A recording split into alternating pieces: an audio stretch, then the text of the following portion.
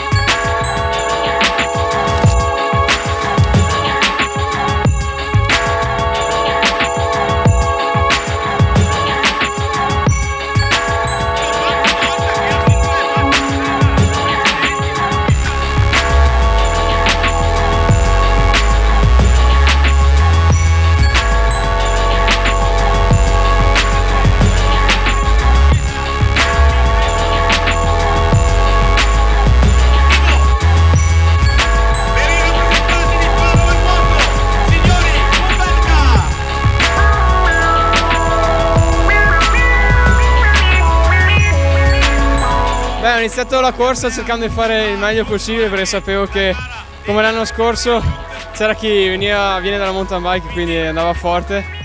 Invece all'inizio ho accusato forse un po' la corsa forte, poi dopo non so come mai neanche io ho raggiunto il gruppo, ho avuto un aumento, un po' ho fatto infinito in progressione, con uno scatto sono entrato secondo in zona cambio e da lì ho detto do tutto quello che ho, tanto mancano solo 2 chilometri più o meno, quindi si riesce a fare a bombazza, come diciamo noi.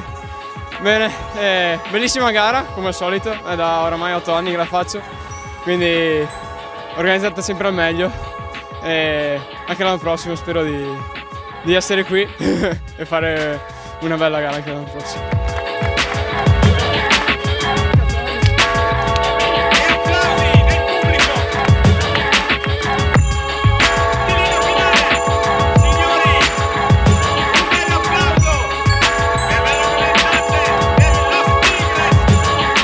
È stata abbastanza dura perché il percorso di bici non era tanto tecnico, però comunque c'erano salite toste e la prima frazione è andata abbastanza bene e poi sono riuscita a mantenere la prima posizione nonostante appunto la caduta, però non mi ha fatto perdere troppo tempo.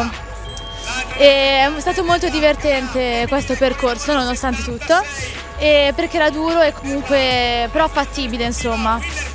E all'ultima frazione sono riuscita a tenere duro nonostante i vari dolori eccetera, però insomma è andata bene.